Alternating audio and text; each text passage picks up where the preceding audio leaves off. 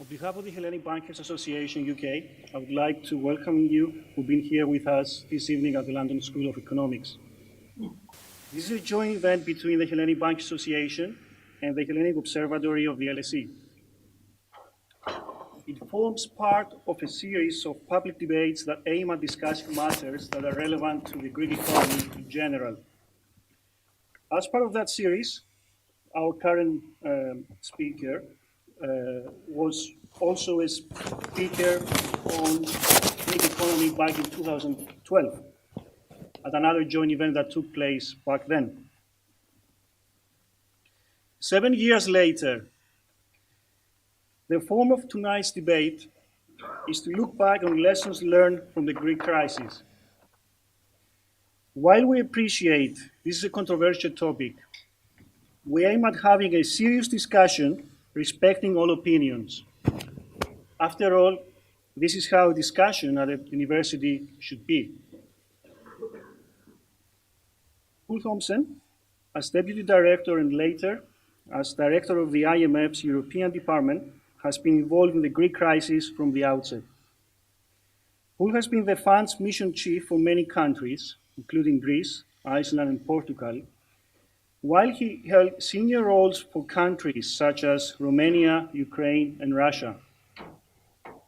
Kevin Featherstone is the director of the Hellenic Observatory at the LSE, Eleftherios Venizelos Professor of Contemporary Greek Studies, as well as a regular contributor to Kathimerini in Greece. Additionally, special thanks to Milbank and Apostolos Koutzinis for their support towards the association and this event. May I kindly remind you that tonight's event will be video and audio recorded. Soon, it can be downloaded as podcast from the website of the Hellenic Observatory. You can share your comments using the Twitter hashtags LSE Greece and HBA UK. We have agreed that Poul will make an opening presentation. Kevin will then follow up with questions to Poul. And later, you'll be invited to ask questions. Now, over to Poul for his presentation.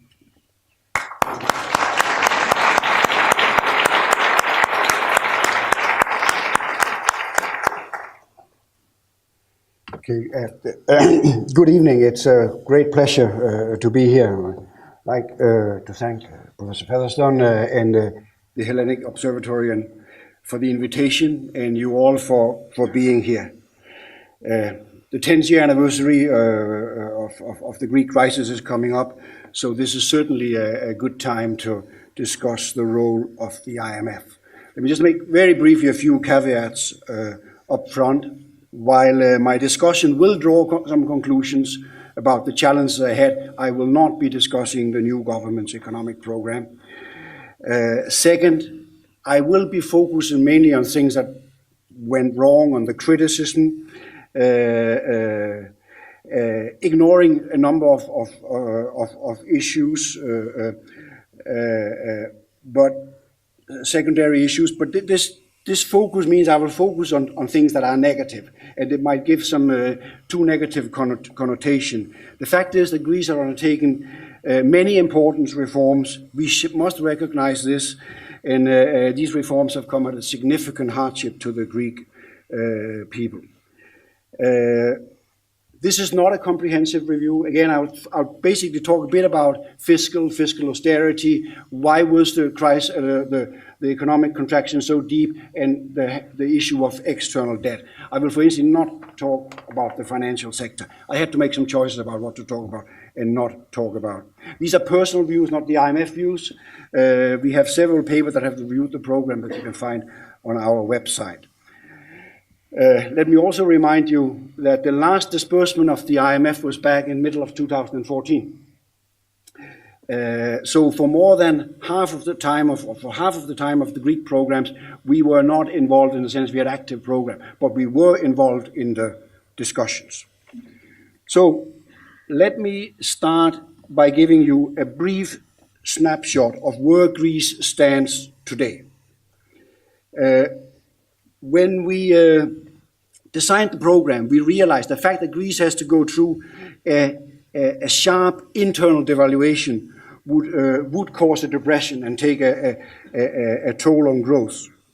In terms of GDP per capita, we assumed that it would take Greece, back in 2010, we assumed it would take Greece 8 years to return to pre-crisis levels. That is this one. This was as bad as it had been during the US's Great Depression, and it was not as bad. It was much worse than the Asian crisis, and that was relatively fresh in memory at that time. So it was a pretty worst-case scenario. The outcome has been much worse. Today, almost 10 years later, GDP per capita is still 22% below pre-crisis level. If we use the European Commission's forecast, it will take until 2031 for Greece to come back to pre-crisis level. If you take the IMF forecast, it actually is 2 or 3 years longer, another 15 years from now. So we clearly have a lot of explanation to do here. The fiscal adjustment, I will start with the fiscal adjustment. Remember that the euro crisis, which is premature, the euro crisis originated not only in Greece, but in the periphery, originated in the mismanagement of the monetary windfall, lower interest rate, much easier financing associated with euro adoption. In Ireland, in Spain, and to some extent in Portugal, this windfall fueled an unsustainable demand boom almost entirely through private credit channels. In Greece, it took place almost entirely through the fiscal channel, in particular to a huge increase in public pensions, but also in transfers and wages. Pension and social transfers increased by a whopping 7% of GDP from the time of euro adoption to the eve of the crisis, while the public sector wage bill increased by 3% of GDP. This drove the overall fiscal deficit from 4% of GDP to 15% of GDP, 5 times the Maastricht limit. Unsurprisingly, therefore, Greece, contrary to the other countries, faced fiscal consolidation on a dramatic larger scale than these other countries. I will get to the debt issue later, but let me stress that with a primary deficit of 12%, the overall was 15%, a primary deficit of 12%, 10 to 12%, depending on what is the base year, that no amount of debt restructuring, whatever we think about the debt, how we handle debt, I'll get to it, no amount of debt restructuring would have prevented Greece to go through traumatic fiscal adjustment. The original program foresaw, I can say no amount of debt restructuring would have prevented a heavy dose of austerity. The original program foresaw fiscal adjustment of more than 12% of GDP over 3 years.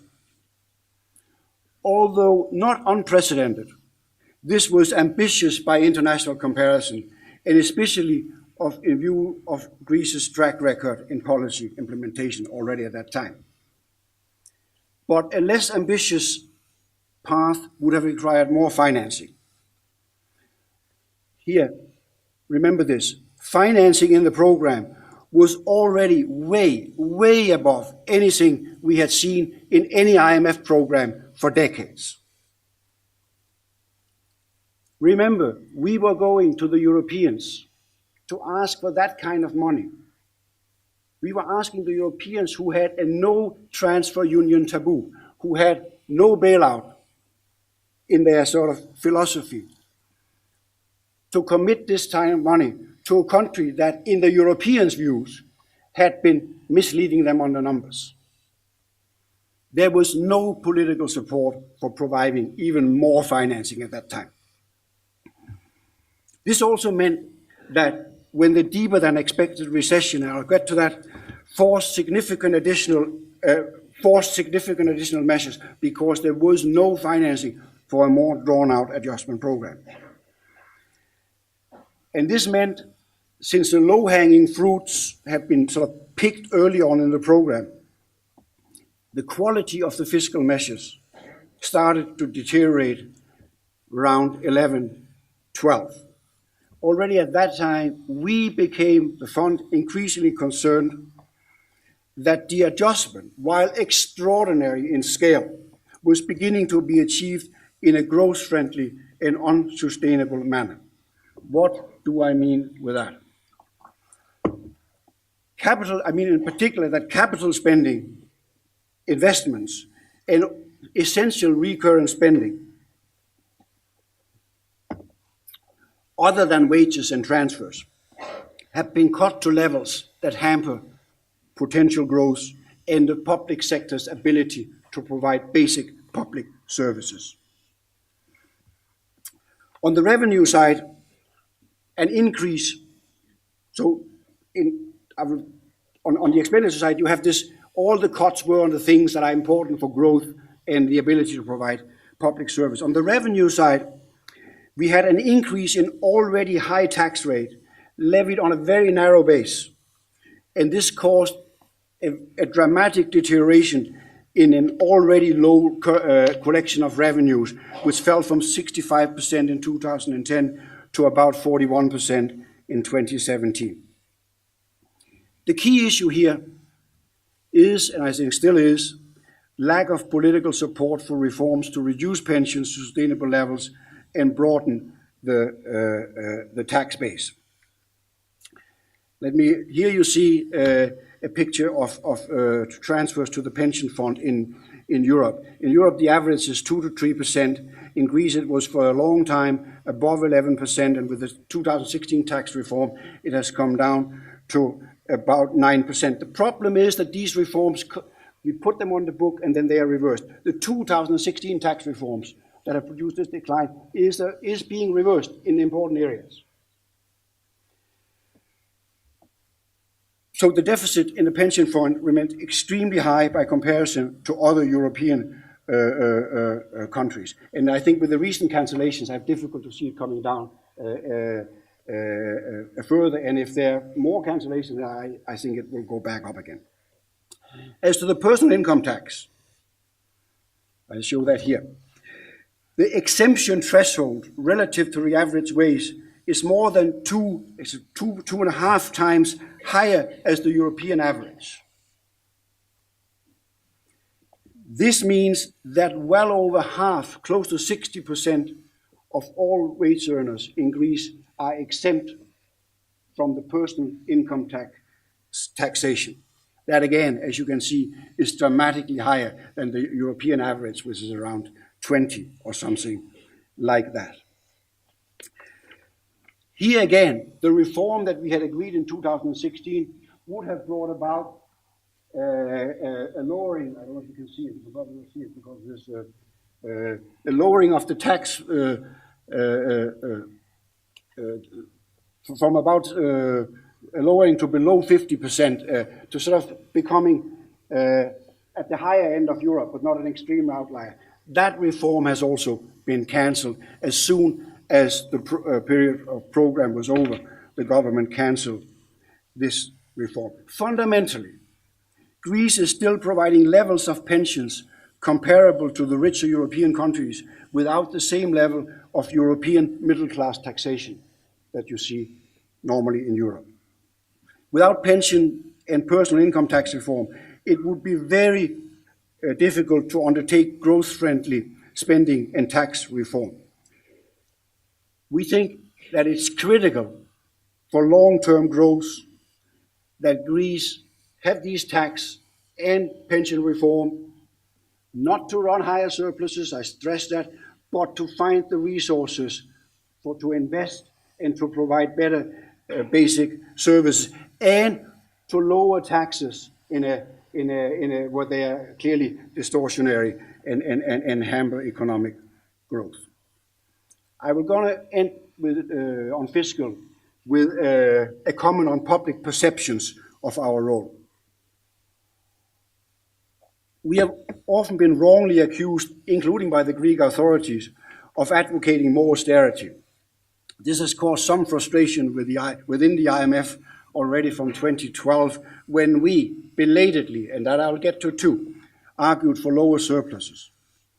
The Greek authorities actually back then had a tendency to side with the Europeans on higher surpluses. I understand it's because they wanted to impress European countries about the Greek resolve to deal with the problem.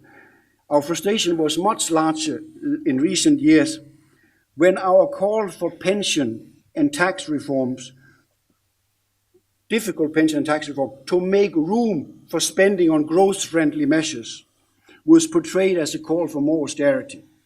Actually, the government deliberately overperformed relative to its ambitious target of 3.5% that had agreed with the European, in order to show to the European they didn't need to do these difficult tax and pension reforms. So it took more growth-damaging austerity than advocated by the Europeans in order to avoid the growth-friendly reforms advocated by the fund. Okay, this is all a bit technical. Let me turn to the reasons for the deeper than expected output contraction. And I'll start with a technical concept, but then move on from there.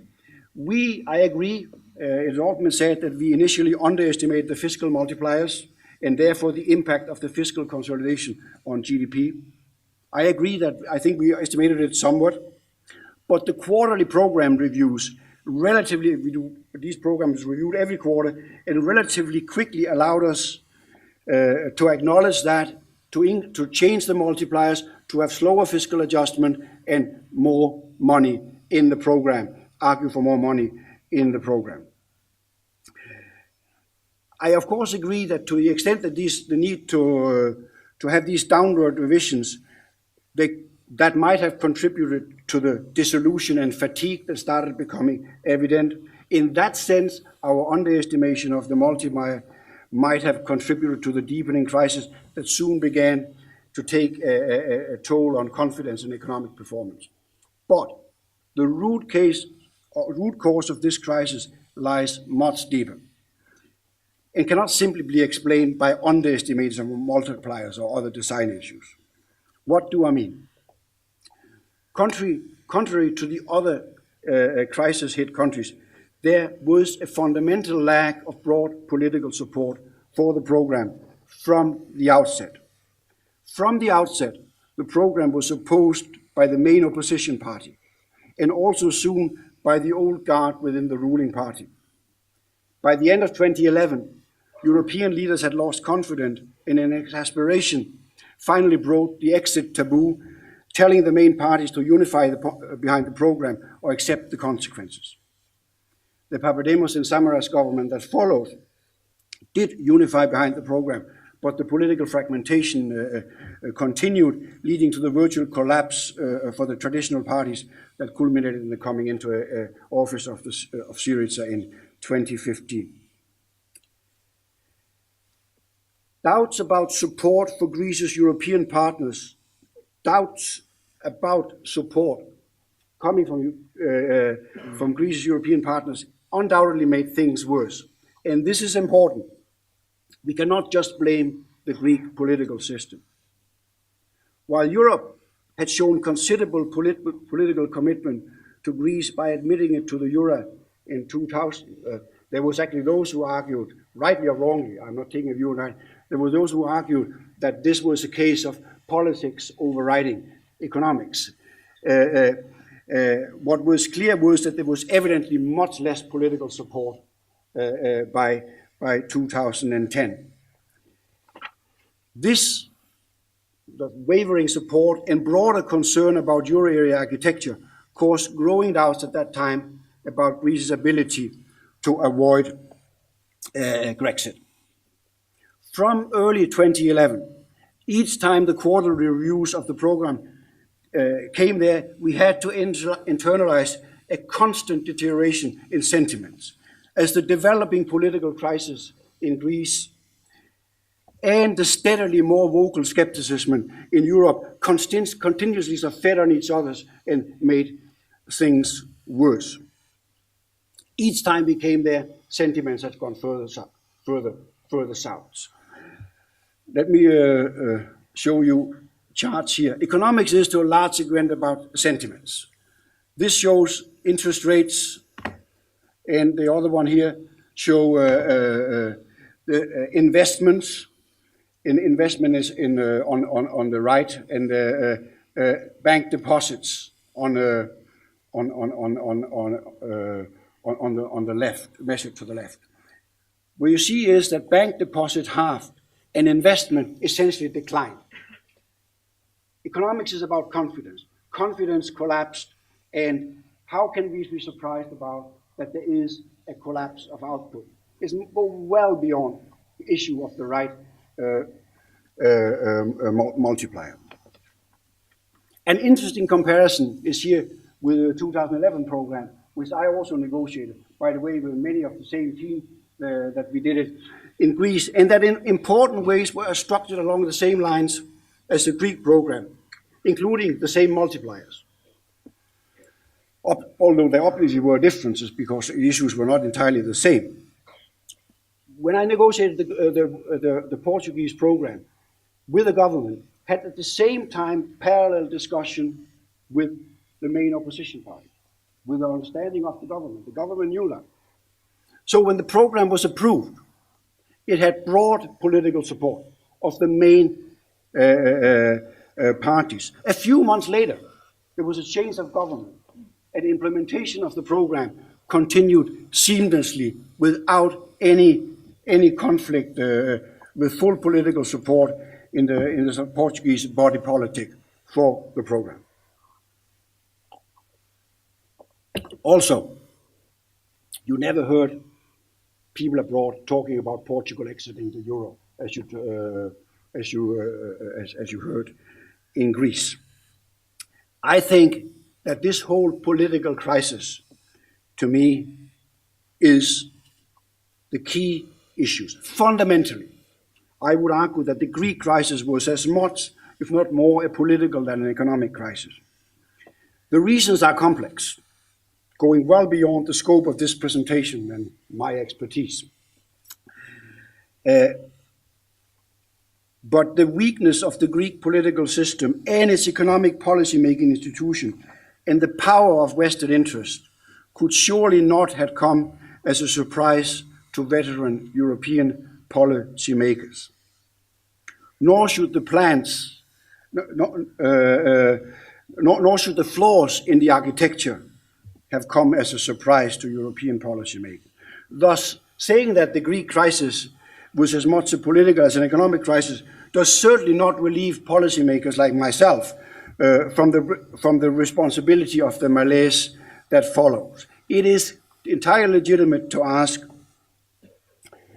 if we were not too sanguine about the Greek political system's ability to implement a program that would require fiscal adjustment of more than 10% of 12% of GDP over a short period, instigate a significant internal devaluation, and take on deeply entrenched vested interest opposed to reforms. In retrospect, I surely think that we were too optimistic. For instance, the initial assumption in our debt sustainability analysis, the DSA, that Greece could reach a primary surplus of 5 to 6%, which would bring the debt down fast. That assumption, there are examples of that, and one could justify it, but the fact is that proved far too optimistic in the Greek reality. The same goes for assumptions like privatization proceeds of 50 billion. That too proved too optimistic in the Greek reality. Such optimistic assumptions made us admittedly initially underestimate the debt problem. I think one area that I think is particularly troublesome is that our too optimistic assumption about reforms made us not only overestimate the economy's supply response, but it resulted in an excessive burden placed on labor, seriously contributing to a sense of unfairness and attendant loss of support for the program. Thus, the fund was rightly supportive of the 2012 labour market reforms. We advocated them, no doubt about that. And I believe that the reform of collective bargaining to better align wages and productivity at the enterprise level and the lowering of Greece's exceptionally high minimum wages was necessary to improve competitiveness. The problem was, however, that the programme were much less successful in opening up markets for goods and services. Contrary to labour markets, reforms of closed profession and the opening up of the economy involve a huge number of small changes, which multiply difficulties in overcoming the resistance from vested interests. So this is what happened to prices. There was very little decline in prices. The whole burden fell on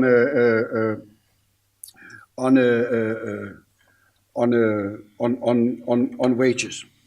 The burden of the internal devaluation clearly fell too much on labour. Thus, I am saying to you, yes, we definitely got some important things initially wrong because we misjudged support for the programme in Greece and abroad. But the programme was gradually modified in the context of quarterly reviews. The DSA's assumptions became much more realistic, and large-scale debt relief was belatedly provided. I'll get to that in a moment. And as mentioned, Greece was given more time to undertake fiscal consolidation, while European partners accepted to provide support on a truly exceptional scale, ultimately reaching 140% of GDP, in order to fit the Greek reality. Greece was given more time, but at the same time, Greece had to persevere with continued painful fiscal adjustment. Such a situation, such a dynamic is not uncommon to IMF program. We work under extreme uncertainty, not least political, in circumstances constantly involved. Program must be sort of organically adjusted to changing realities. The bottom line is that Greece and its European partners endured in the end, doing what was needed after several iterations to keep Greece in the euro area. Finally, let me comment on the debt issue. We have often been criticized for having supported a bailout back in 2010, rather than bailing in creditors, banks, and the argument is that that left an unsustainable Greece with an unsustainable debt burden. Now remember, back in 2010, this was 18 months after Lehman. Financial systems globally were still reeling from the global crisis. Most important, there were no firewalls to prevent contagion to other vulnerable euro area countries. Europeans had built this system with no ability, if there was a crisis in one country, to prevent it spilling over from the other countries. Remember too, coming from the fund, we have a responsibility vis-à-vis the member, in this case Greece, but we also have a responsibility vis-à-vis the membership. Systemic consideration will always be part of how we think.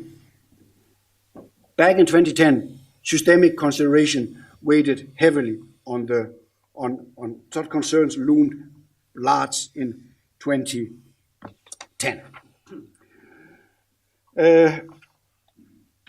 Okay, now, when the bail-in on private creditors, we call it the PSI, Public Sector, Private Sector Initiative, finally came in early 2012, it was tough by any comparison. Here you show, one axis shows the size of the haircut, and the other say the restructured debt in percent of GDP. The Greek PSI broke records when it finally came in 2012. That was a tough PSI. You could argue this should be even tougher, but this would greatly have risk the risk of holdout, litigation, and spillovers. That was basically done in a largely voluntary way by then By then, banks, creditors realized that there was no way around that. But even tougher terms, that might have caused significant litigation. Would it have made a major difference if this PSI had come already at the outset? All other things equal, we calculate that it would have reduced debt by 18% of GDP. You might say this is not large difference given that debt to GDP actually peaked at 180%. But all other things are of course not equal. The lower debt in 2010 would have enabled a somewhat limited easing of fiscal policy. More important, I think, it would presumably have had a positive impact on sentiments by lessening the sense of unfairness and loss of public support caused by the bailout of foreign creditors. Surely, if we have had an ESM and a ECB, what they call OMT, back in 2010 to stem the contagion, to prevent the contagion, surely that would have been desirable to get that upfront adjustment, even if it was limited. The more controversial issue on debt, however, is with respect to what we call OSI, official sector involvement. Because by then, with a deep output contraction, it soon became clear that the PSI alone would not be sufficient, and that official sector involvement, official sector debt relief, would also be required. As you might know, the controversy here is that Greece's European partners insisted on avoiding nominal haircuts, and instead of providing debt relief by reducing the net present value of their claims through large reduction in interest rates and lengthening of maturities. We would have preferred haircut, but we accepted back in 2012 that the provision of this debt relief through these NPV reducing measures, lower interest rate, lengthening maturities, would provide a meaningful economic alternative. I will show you this chart here. The dramatic lengthening of maturities and reduction in interest rate produced a significant easing of the debt burden. It gave Greece essentially AAA interest rates of around 1.8%, and eventually the best maturity profile of any advanced country in the world. It's as you can see, at interest payments fell from 12 billion before the crisis in 2009 to 6 billion by I think 2015 already, but more or less constant since then, taking interest payments much below other highly indebted countries like Spain, Portugal, and Ireland, despite the increase in debt in the meantime. By 2014, markets started seeing that this might actually work, and Greece regained some access to capital markets. Europeans had promised back in 2012 that they would give more debt relief if the situation didn't improve. By the end of 2014, people started telling me, and my colleagues started telling me, the Europeans might not have to give more debt relief because this might be working. But as you know, the situation deteriorated rapidly again when the new government abandoned large part of the program in early 12, causing a further contraction output and triggering the second Brexit crisis. Debt to GDP projections shot up, and significant additional debt relief became necessary. We were involved in these discussions. We again said that we prefer a haircut, but we can work through these further lengthening of maturities and reduction in interest rate. Now, the point was at that time interest rates were already at the ESM financing cost, so there's not much you can do. Only thing you can do is you can lengthen maturities, but maturities were already some of the best in the world. So we were talking about maturities that would take Greece well beyond on what was considered maximum maturity. Now, this was in the midst of a situation with deep animosities between Greece and some of the European partners. And the fact is that there was simply no political support for our economic argument that we have very long maturities. So in the end, Europe decided to go ahead without the IMF, and as I said, we were not involved in program. since then. What is the situation? I am still concerned that somewhere down the road, when this mountain of debt that now sits on the public balance sheets has to sort of transition to market back to private balance sheet, that the market might not want to take that on at an interest rate consistent with debt sustainability. I don't know, but that's our concern. Clearly what the Europeans have put on the table have improved that situation significantly in the medium term. But we have this question about the long run. We're not sure, but there's uncertainty about the long run. This being said, I do recognize that the debt sustainability issue might not be as a serious concern as it once was. The fact is that the Europeans have, at the end of 2 serious episodes of Brexit fears, ended up showing an extraordinary commitment to Greece. And Greece has shown an equally extraordinary commitment to do whatever it takes to unlock this European support. I can understand if potential investors out there are not too concerned about the debt sustainability at this issue. Looking back, what would I conclude? What would I do different? I do think that the 2010 bailout was justified by systemic concerns. I've often said I would do the same again. People don't like that, but the same uncertainty, same world situation, I think we'll do the same again. But in retrospect, this entailed a transformation from private to public balance sheet that greatly politicized the debt issue. In view of the downside risk, in view of the doubts we had at that time about the risk to the program, I do think one could argue that we should have sought a commitment by creditors to stand ready to give debt relief if such risk materialized in the form of haircut. We did not. We did not. The issue was not raised.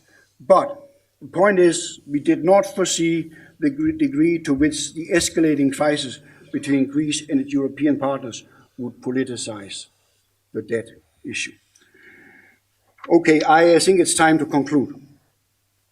Very briefly, I've already spoken too long, sorry about that. Contrary to other main reserve currency, the euro area is not a political union. And that is what you need to remember.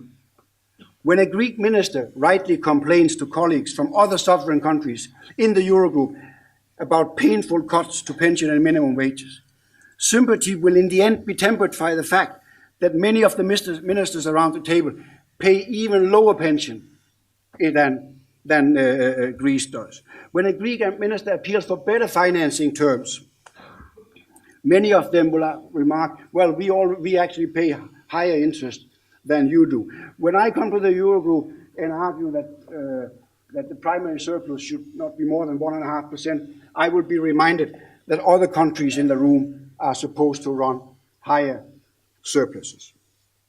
In the end, the Eurogroup has to strike political compromises, and sometimes these compromises are difficult to reconcile with the IMF's rule-based system and our need to apply unified standards across the membership. In the early years of the crisis, when there were acute systemic risk, it was easier for the fund to work within the limits arising from these sort of special features of the euro area. But as such risks have subsided, this clearly proved more difficult. So where are we? After many iterations involving difficult, brave decisions by both Greece and its European partners, Greece has achieved a considerable measure of macroeconomic stability. A modest recovery is underway, unemployment is declining, real wages are beginning to recover, sovereign yields are much lower, and capital market access is slowly being restored. But pervasive rigidities still weigh on growth, and as I noted at the outset, it's going to take long for Greece still to return to pre-crisis level. What we essentially have is that Greece, through this program, through the macroeconomic financial stability, has gotten the breathing room that it needs to start undertaking some of these more fundamental structural reform, particularly the opening up of the economy to more competition that is needed for Greece to prosper in the Eurozone in the long run. I'm going to stop here, and I'm happy to take your questions. Thank you for listening.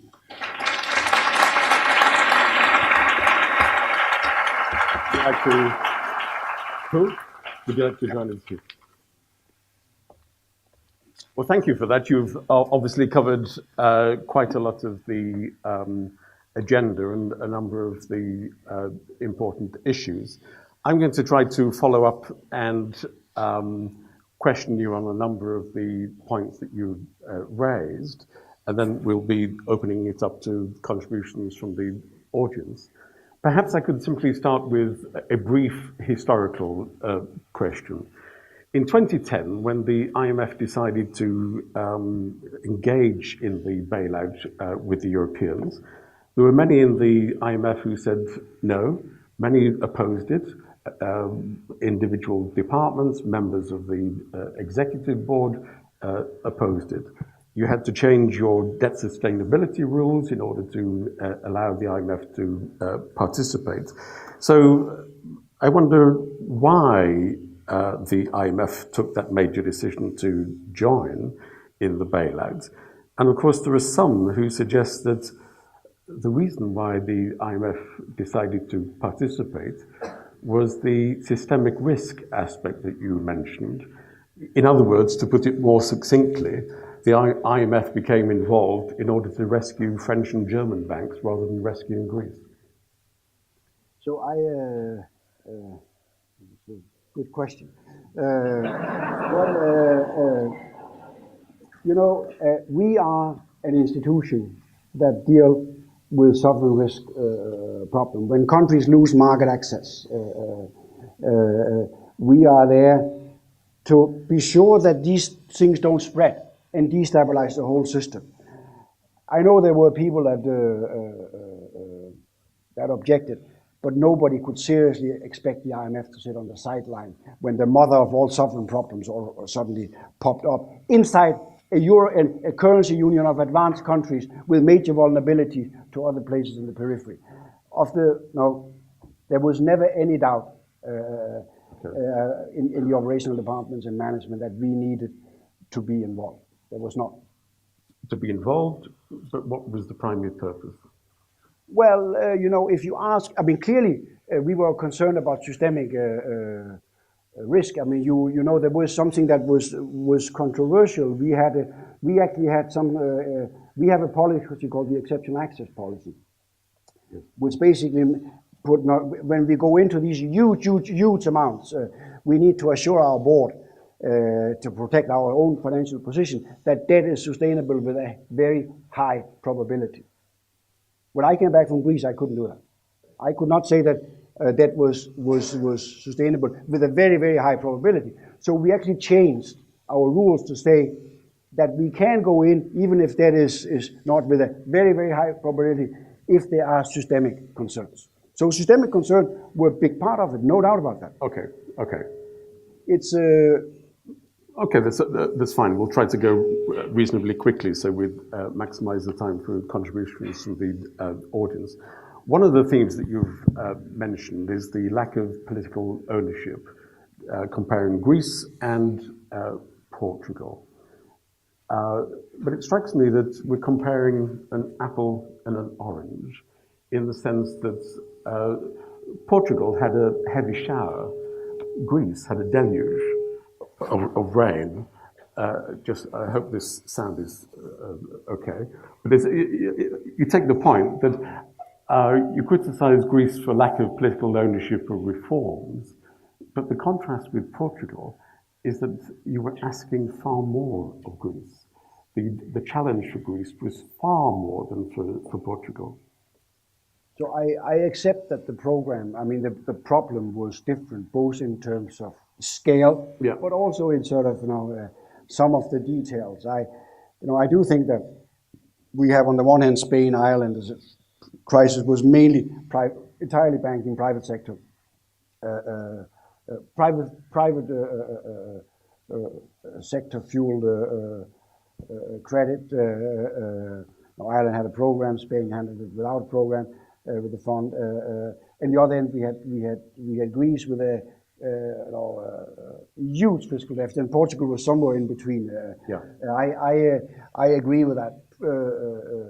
Fiscal problem was surely not at the same magnitude. On the structural side, actually, Portugal have had even more anemic growth than Greece before the crisis. So the structural problem was certainly there. I also think that the problem in the banking system was not as acute at that time in Greece. The Greek problem was never originating in the banking system. But you know, I also did the program with Iceland a year before. Again, a unique degree of political consensus behind the program. So yes, the program might be different, but it is not surprising.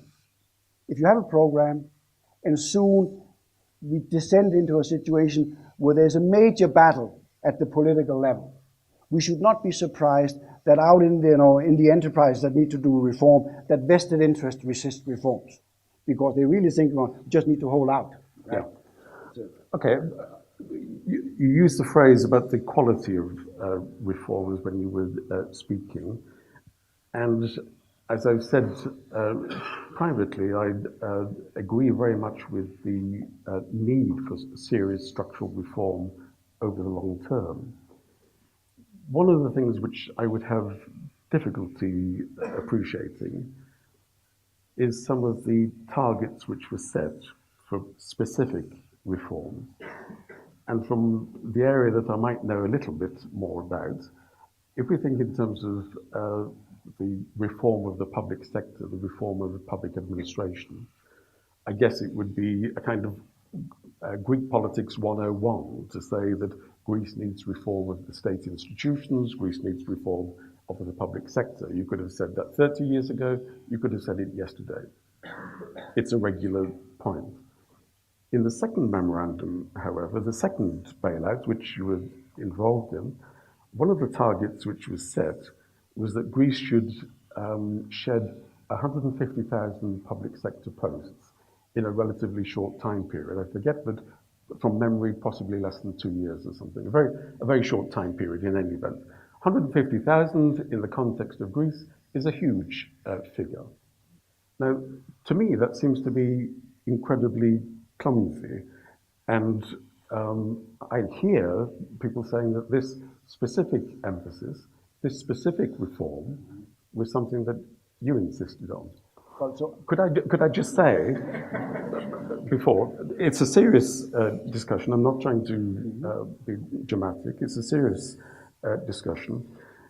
We can all agree structural reform, but it's sometimes can appear clumsy. Why would I say the figure of 150,000 can seem clumsy? Perhaps for 3 reasons.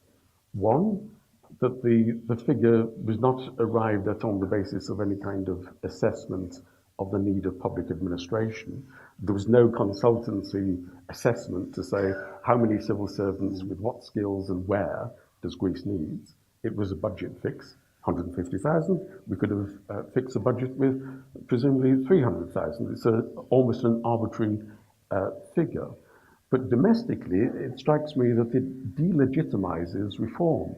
How can a domestic politician in Greece advocate serious structural reform if there's a figure like this, which seems to be clumsy, which is very difficult to rationalize, very difficult to support, but in the context where there's very little welfare support, if you're going to make 150,000 people unemployed, this is seriously bad news to manifold circles of the Greek population. But it strikes me that it's the delegitimization of reform which seems to suggest that whilst there are many reforms needed, this one seems to be incredibly clumsy and self-defeating. So I will dispute the facts. Okay. I think there were hardly any mandatory layoffs in the public sector in Greece. But the target? It's so the first program and the main reduction that came was through attrition. Yeah. So there was a rule that for you can rehire 1 of every 5, I think, or 1 every 3. True, but that's in the sense of what happened, rather than the setting of the target. That was the instrument. The instrument was through attrition, and there was also a discussion in the second program of mandatory, but the numbers were dramatically less. I think 15,000 or something. So I don't agree with the number of 150. I cannot remember the exact number. It was much less than that, and it did not happen. But I think you raise a very important point, and that is no. And if there's one thing I have learned the hard way after decades in the IMF, is that these kind of reforms have to come from inside. You cannot come just because a country desperately needs your money to start, forcing this and that structural change in the economy. It has to come from inside, because otherwise it's not going to stick. And I think this is particularly important for all these sort of opening up of closed profession, which are hundreds, thousands of small things. There's no way that you can sort of enforce that.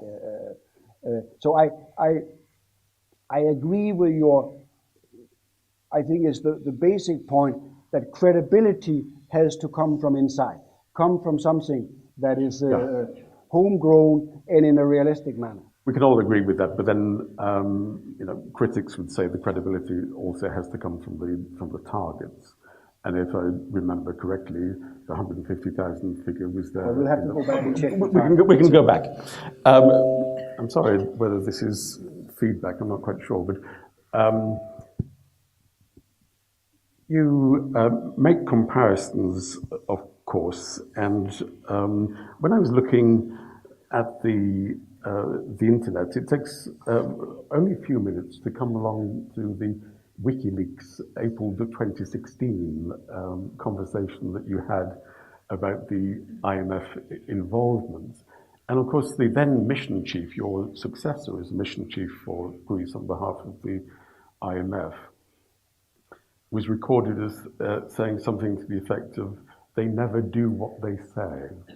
And you've just alluded to that now, that they don't deliver the promises, that easy talk, but no action. When you think in terms of the period that you've been involved in from the very beginning, I don't know, we've had many different governments, many different ministers, were they all equally bad in reform?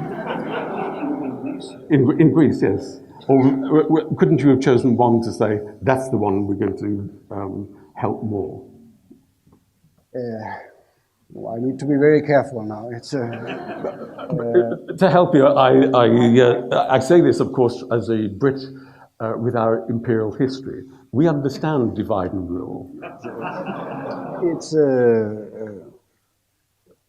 I mean, first of all, you understand, I will not comment on people who tap into my cell phone and whatever said. That this is what was said in that phone conversation between me and my mission chief. But I do think, and I'll answer it from the positive side. I do think that history will say that the PASOK government took some very courageous decisions about reform, about labor market reform, and some people will argue that this paid a price for it. I do think that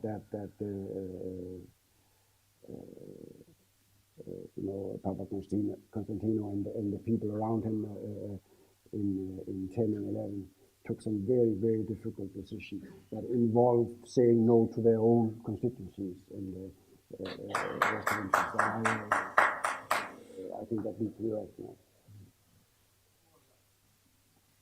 Last Friday, the IMF did its annual assessment for Greece, and in one of the statements it made was that the most important structural reform transformation lies ahead.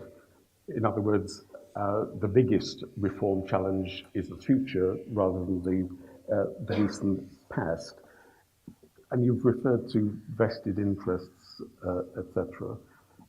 I know you don't wish to talk about the specific governments at the moment, but given your involvement from the beginning, is this a system that can actually produce serious, sustained reform in your mind?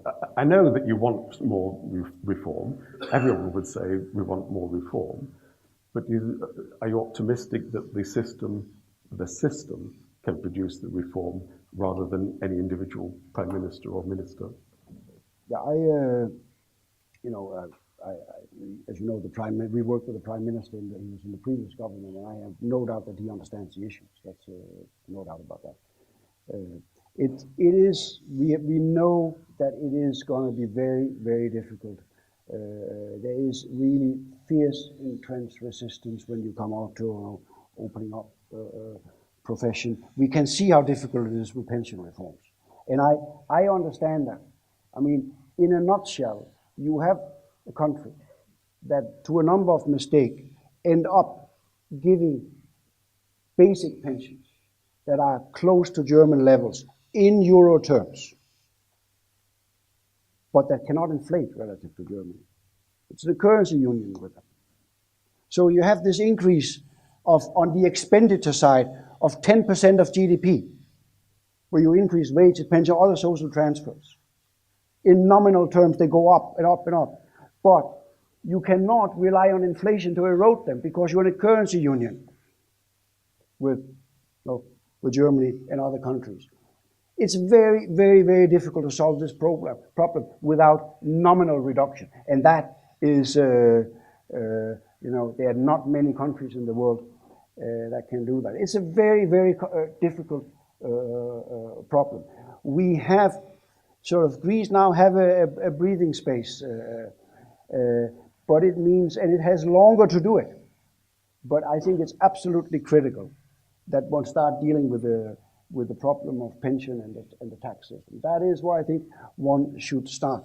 Greece need, not in order to have higher primary surpluses or repay debt faster, but for Greece to start investing, for Greece in the public sector infrastructure, to Greece provide basic public services, for Greece to lower some of the bizarrely high tax rates to level with the economy, where people are willing to pay taxes. And I think that it's difficult for me to see the modernization of the Greek economy if in the public sector you have this very Northern European entitlement without the Northern European taxation, if you want. It is very difficult for me to see that. So I think that's where one should start. But then we'll also need to liberalizing the economy and opening up. It does not need to be done overnight. We just need to steadily work. Okay. Last question from me. One of the comments you made on several occasions was that if the same conditions occurred, you'd do it all again. On the debt bailout. Yeah. On the debt bailout.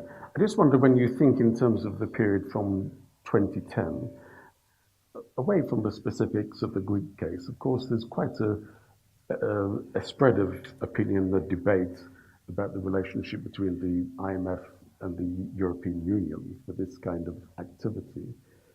I thought that was a very bold statement to make. I'd have thought that in the future there'd be many in the IMF saying that on the basis of this experience of the several bailouts in the Eurozone, we step aside, we don't get involved. And I wonder whether your comment is more specific. Your own independent evaluation office in the IMF, the European Court of Auditors in the EU, both sides have had their self-assessments of what went wrong. I take it that you're accepting that some of those comments in some of those reports absolutely. Were correct. So it's a matter of recalibration rather than simply saying that we'd do the same thing all again. No, I was talking specifically about if you have a case where a bail-in will spread to the system fast, then I, as an IMF official, have to think about the consequence. We are not in such a situation anymore.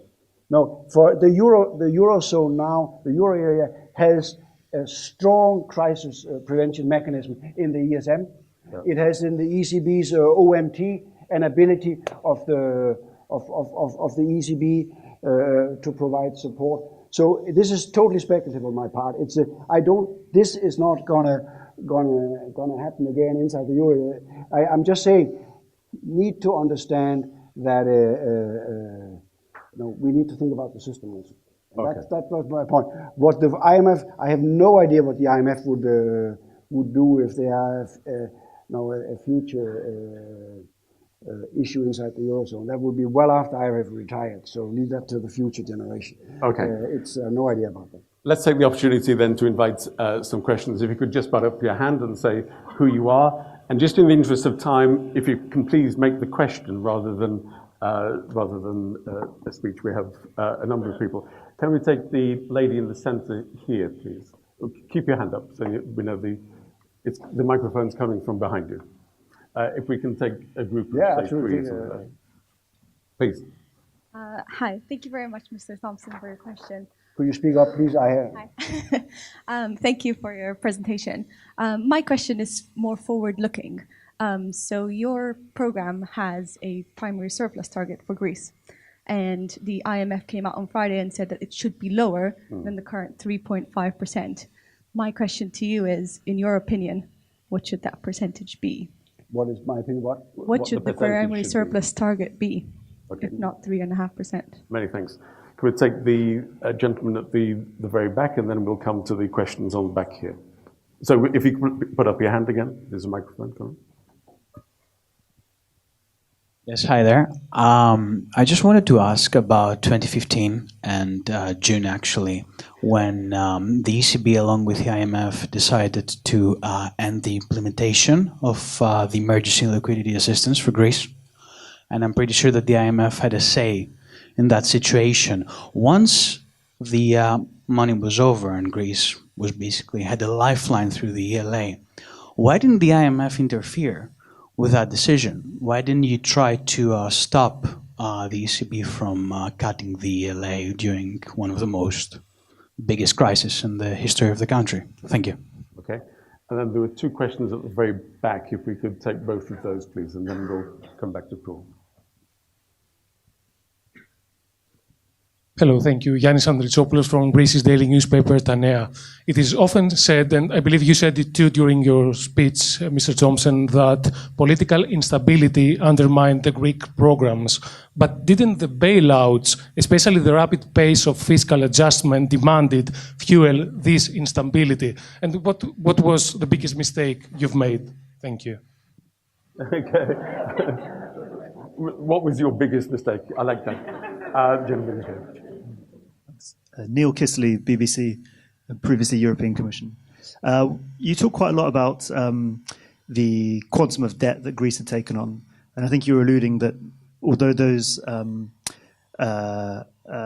maturities have been extended out for many decades, that was more sustainable for Greece. I think many people would say that the quantum of debt that Greece has taken on over the three programs is vastly more than it could ever repay. Mm-hmm. Now, debt repayment was always a question that was off the table for the Troika because, for political reasons, the EU did not want to entertain that idea.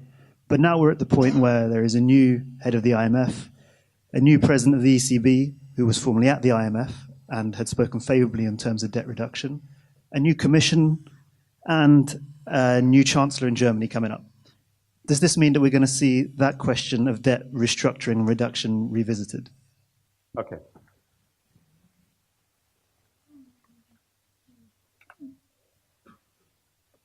Okay. So on the primary surplus, we have said for a while we think that it would be one should target a lower primary surplus over the long run.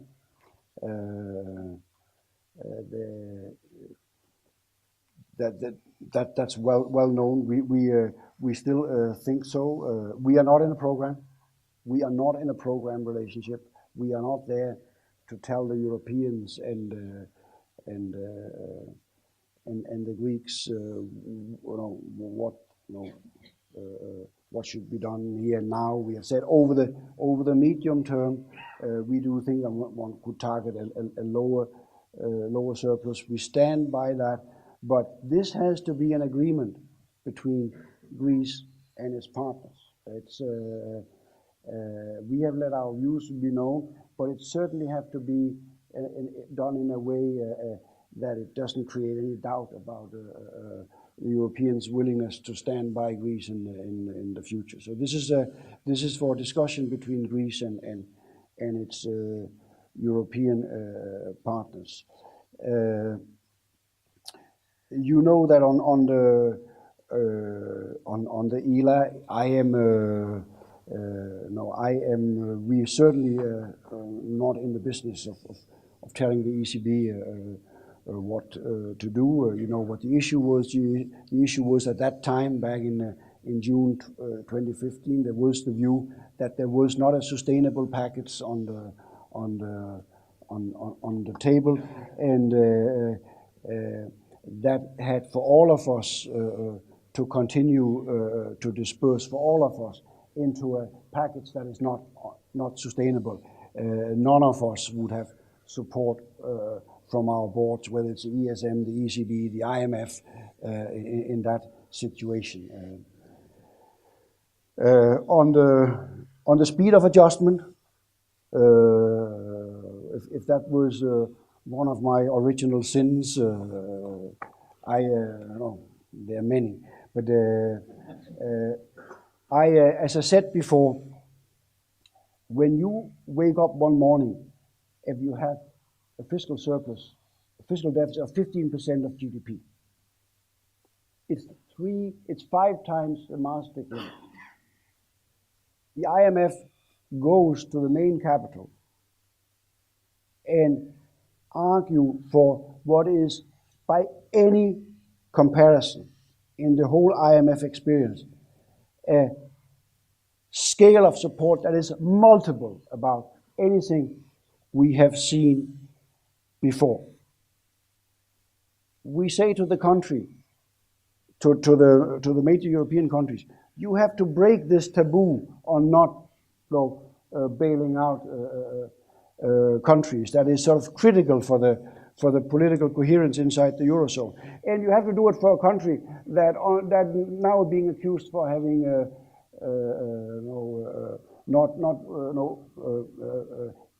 hidden the real numbers, if you want to do. I can tell you that there was no political support for going even slower.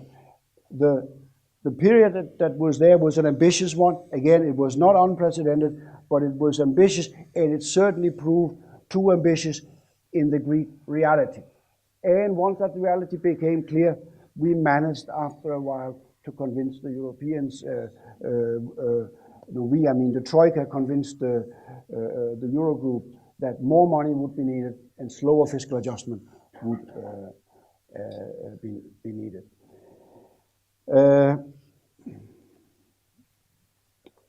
Debt. What again was the question on that? It was looking forward to the future. Do you want to repeat the question very quickly?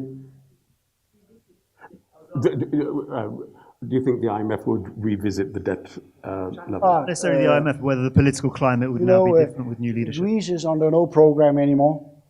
With us, with the Europeans, there is a strategy on the table. As I said, I can understand why investors might not be too concerned about it, given that Greece and Europe has shown that they deal with that. As I said, we have some concern about medium-term risk. I can tell you, I think it's critically dependent on growth.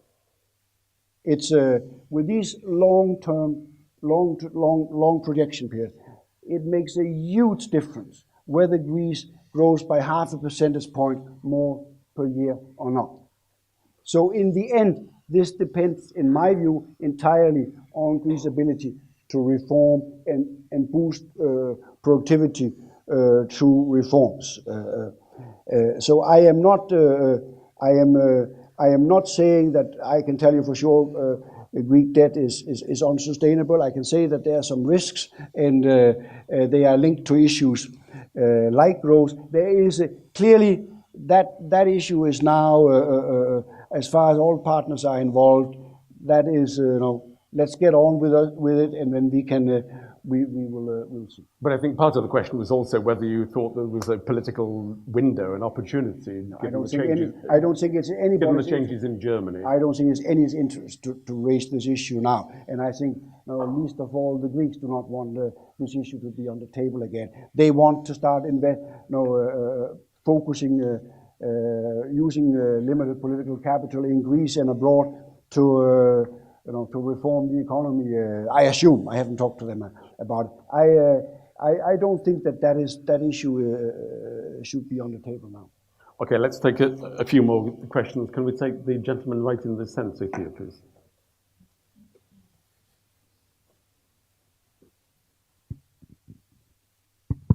Thank you, Mr. Chairman. My name is Paul de Gouwe. I would like to come back to the fiscal multipliers. You mentioned that the IMF found out after the facts that the fiscal multipliers exceeded 1, which, of course, we know that if that is true, austerity will tend to lead to an increase in the debt-to-GDP ratio, because with the fiscal multiplier exceeding 1, austerity will have the effect of lowering GDP at a faster rate than lowering the debt. Now, you also said that if you had to do it again, you would do the same thing. Would you? I mean, given that you now know that the fiscal multipliers under those conditions are larger than 1, would you, in the same situation, have advised for the kind of austerity that was done at that time? I think when I said about I would do the same again, I was talking about the bailout. That was a different issue. On the design of the program, the fiscal multiplier is it's difficult. There is no consensus on what the multiplier is, and I can tell you that most of what I have seen of estimation do not manage to separate the truly ex-ante multiplier from this collapse in investments and confidence that it essentially entail a dramatic tightening of financial conditions, which is a separate thing that bears down on growth. So I do think that the multiplier is probably higher. We assume 0.5. We did the same in Portugal, and I accept that it is probably higher. I don't know if it's about 1. I don't know, and I do think it depends critically on the credibility of the overall program. It depends critically on whether the fiscal adjustment is done in a credible way and in the context of a comprehensive, coherent program. What does credible mean in that? Well, I mean, it's if you have a fiscal adjustment that is done in a way that is not based on, let's say, pension reform and tax reform in a durable way, but just across the board cuts that might not stick.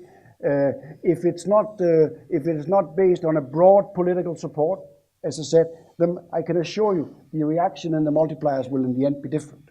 Okay. So I mean, there are clearly people who would argue that if you have a fiscal tightening, it might actually have a positive impact on growth if in the right context. I'm not saying that, but it is. Some people will argue that. Okay, let's go upstairs. There's the gentleman in the blue shirt in the very center. If you wait for the microphone, please. It's being recorded. The other blue shirt, sorry. Thank you. My name is Jonathan Thurgood. A counterfactual question. What would the Greek economy look like if it had never joined the euro, how many years ago that was? Sorry, I don't get it. What would the Greek economy look like today if it had never joined the euro? The UK, probably. Go ahead. Hello, Mr. Thomsen. Just following up on the previous question, the one before that actually. You mentioned that the inaccurate multipliers in your projections were not really the main reason why Greece entered this larger than expected depression, and the main reason was that the governments wanting to please the Europeans were actually taking measures that were very unfriendly to growth, i.e. hiking taxes horizontally.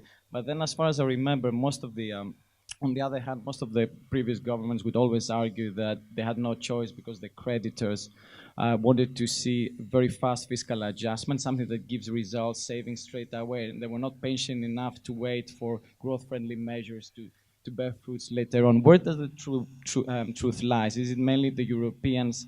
Was there some truth in that Greece, I mean, did Greece really have any other choice? Or the governments were right in saying that the Europeans forced them to take those horizontal tax hikes, for example? And what would you do differently to convince perhaps the Europeans to take more sensible approach if this was happening again today? That's fine. You covered, I think, everything actually in that question. I'll remind you of the question in a moment. There's a question here.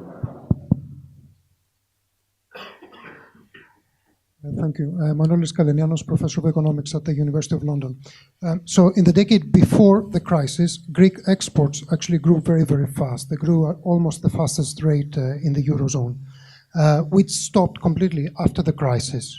While despite reform, despite the large reductions in wages, despite the fact that the domestic market had collapsed, Greek exporters basically stagnated for almost 8 years.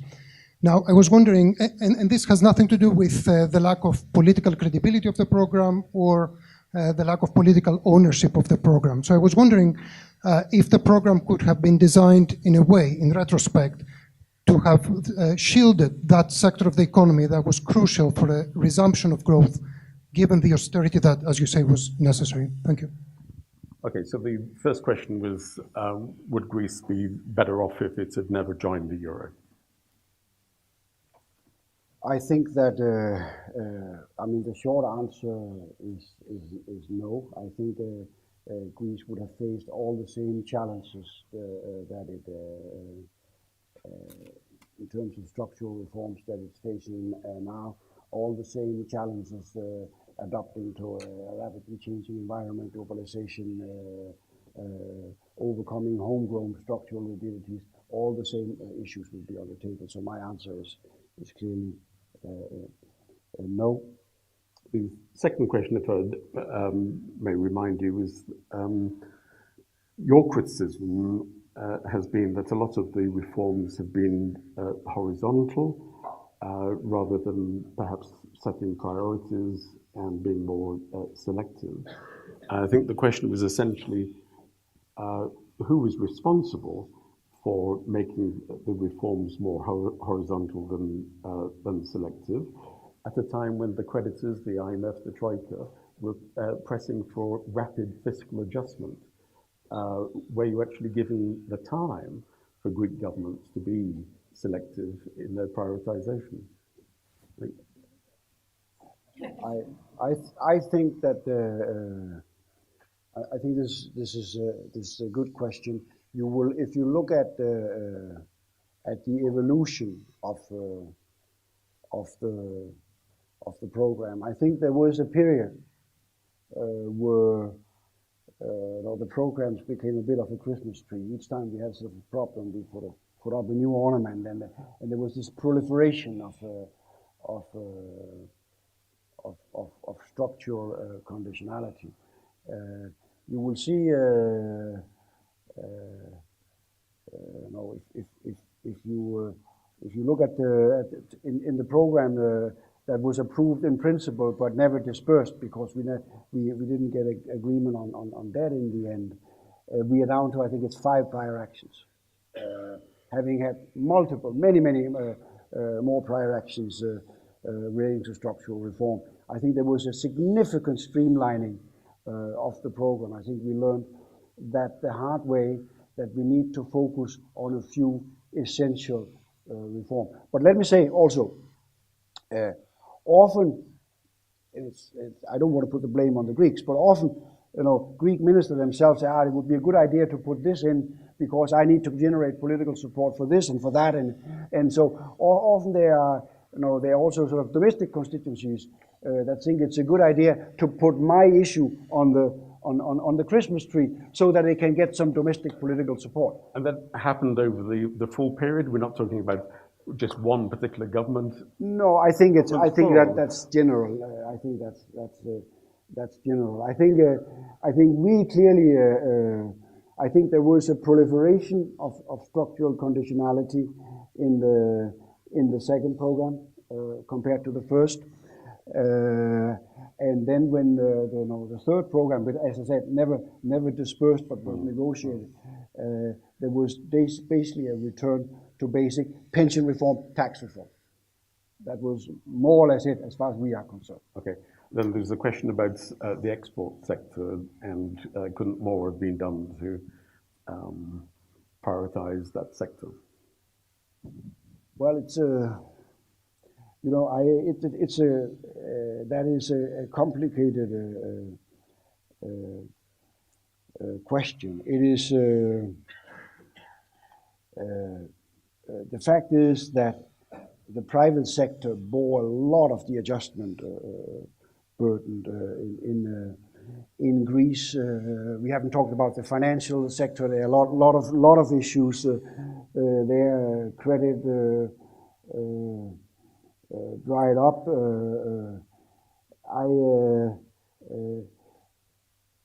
And the exports sector certainly was also a major victim of this whole collapse of confidence.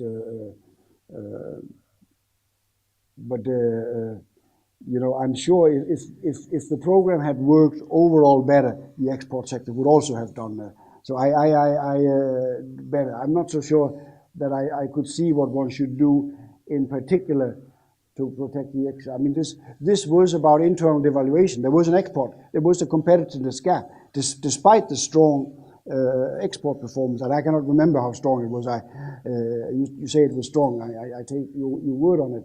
But Greece, by the time the crisis had a competitiveness problem, had a current account problem also. So it had a competitiveness problem that needed to be fixed. And the internal devaluation was aimed at fixing that. The problem was that confidence collapsed. Right? That's Okay. I wonder if I can, with your indulgence, ask the last question. Yeah, absolutely. The award-winning film director Kostas Gavras is about to release, or it's being released, a movie based on the Yanis Varoufakis memoir of Adults in the Room. And it's a dramatization. So various actors are being assigned the different roles in this crisis. When you're in the shower or the bath and you're reflecting on what might be in this movie, who would you like to play your role?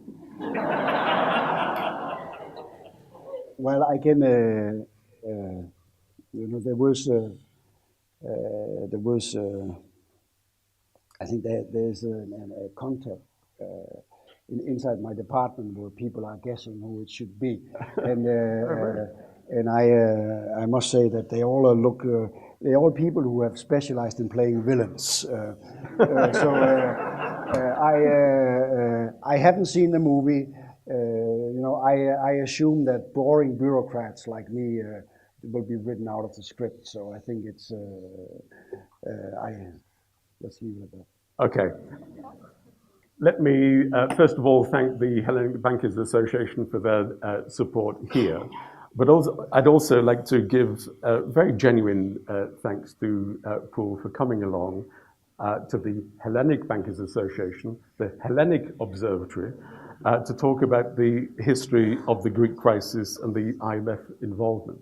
I think your presentation has been very direct and very honest, and you've answered many multiple questions. So on behalf of everyone, thank you very much indeed.